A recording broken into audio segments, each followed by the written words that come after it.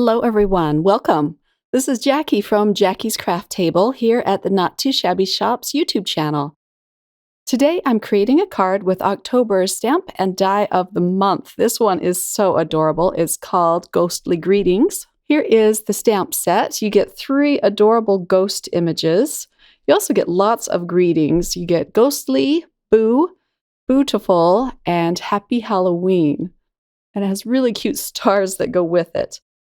Here is the Shabby Snips coordinating dies, and it cuts out every single stamp, even all of the sentiments, which I love that it does that.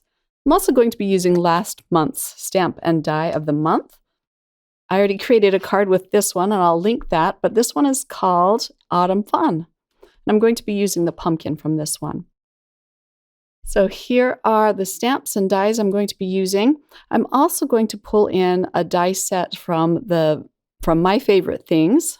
This is called Out of the Box Dynamics, and this is going to be a pop-up card. So I'm going to start by stamping out all of my images and coloring them in. I pulled out my Misty to do the stamping, and the paper I'm using is from Spectrum Noir, and it's just an alcohol-friendly paper. So I'm going to stamp out all of the images as well as all of the sentiments. I'll arrange them all on this piece of white paper, making sure to leave a little bit of room around each one so that I can cut them out and there'll be plenty of room to tape on the dies. I'll be using some Copic-friendly black ink. It's from Simon Says Stamp, and it's just called Intense Black Ink. This is the kind of ink you do have to build up, so I stamped it out a few times. But I'm just going to show one stamping. And I'm trying to find my ink here on my very messy desk. It's about time I need to start tidying up my craft room. But let's ink this up several times.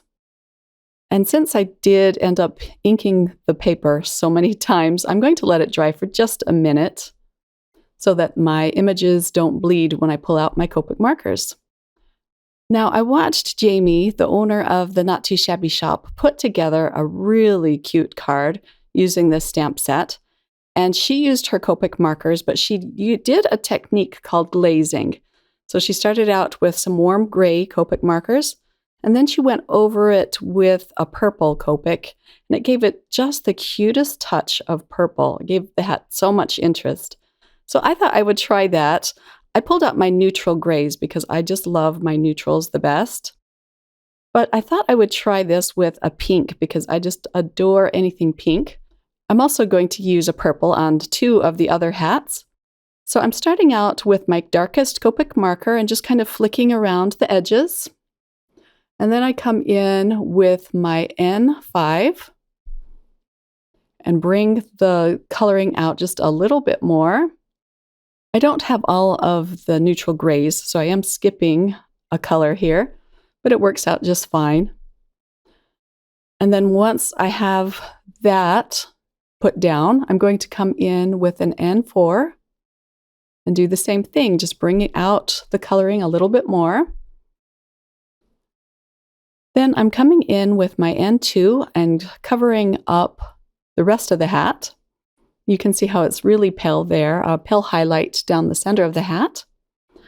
And so I chose an RV02 marker to go over the whole hat again. And I just love that little touch of highlighted pink.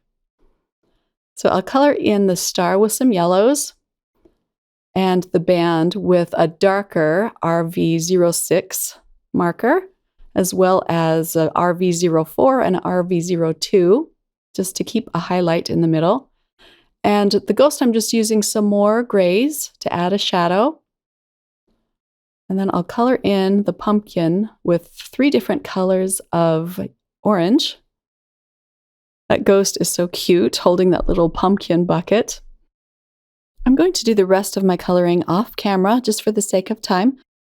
I will link to Jamie's video where she showed this fun technique.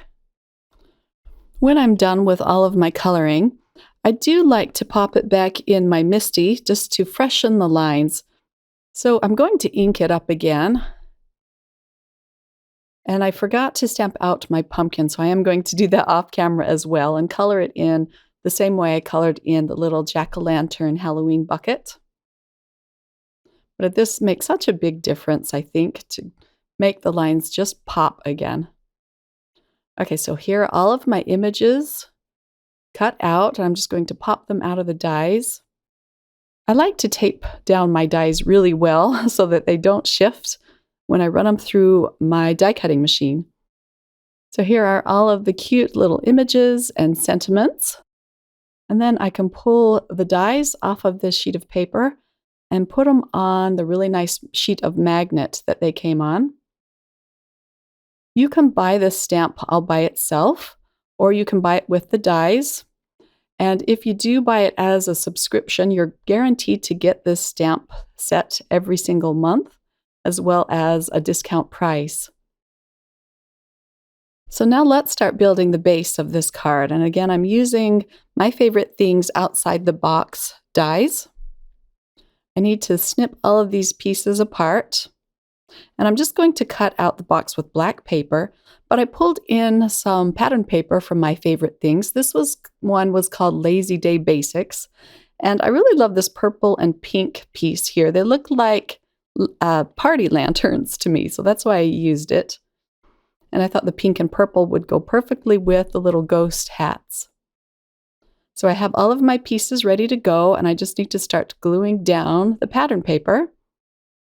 I've been having so much fun making these pop-up cards lately. I used last month's stamp of the month and created a pop-up card using some Scrappy Tells dies. But it's so much fun to send these out in the mail because they mail out flat, and then when your recipient opens them, it kind of pops up into a box. So I'm gluing down the decorative pieces on the black cardstock. And these dies emboss folding lines into them so that they're easy to bend and fold. I'll put the little rectangle box together first. And I like to press it down flat to make sure that it will lay flat in the card. Now let's do the second side. You could do this with double-sided adhesive if you prefer that. Now, next, let's glue on the backing. And I'll fold it over again, just to make sure it fits. I cut out some grass using some Lawn Fawn grass dye, and I'm going to glue that to the insert pieces. Then I can just cut off the overhang. But this grass makes it look really cute underneath the ghosts. I'll use more liquid glue to glue in these inserts. And then I'm just going to hold them with my fingers for just a minute until they dry. But look how cute that looks popping out of the box. That bright green grass. Now for the next one, I'm just putting 2 inserts inside this box, but you can put as many as you'd like. Next, I'm going to glue my sentiment on the front of this box. I'm using the one that says Happy Halloween. Look at the cute little stars that you can color in on this sentiment. I'll add more sentiments in just a minute, but first I wanted to start adding all of my ghosts and different elements to the box. So I'm using the dies that cut out some tall, narrow strips of paper, and I'll use black cardstock again for that. I have a little Sizzix die cut machine that I keep on my desk. I use this a lot. So let's cut out a bunch of these strips of paper. You could, of course, just use your paper trimmer to do this, but I liked using the dies because they're all the same width. I'll glue the ghosts onto these strips of paper, and then this will give them a little bit of height on the box. I didn't stay within the box. I added a lot of my elements taller. So my card won't fit inside an A2 sized envelope, but it will fit in a larger one. I wanted some of my images to stand up a little bit taller than the height of the box and have some of them sticking out like these cute little stars here. So I'm just going to glue all of my images behind the grass. The little pumpkin will go in the front. I want to be sure that you can see all of these images from the front of the box. But you can put your box together however you'd like, of course. So now let's put some images on the side. This one says ghostly. And the other one, the last one I'm going to use, says beautiful. And I'll just glue that down on the other side. And then I used the sentiment that says boo inside the box. And that's all there is to it. Here's a close-up look at the finished box card. Isn't that so much fun? This was really fast and fun to put together. I'll have the links to all of the stamps and dies of the month that I used to create this card listed in the description box below if you'd like to go over to the Not Too Shabby shop and check them out. So I'm just trying to turn this card around so that you can see all of the sides.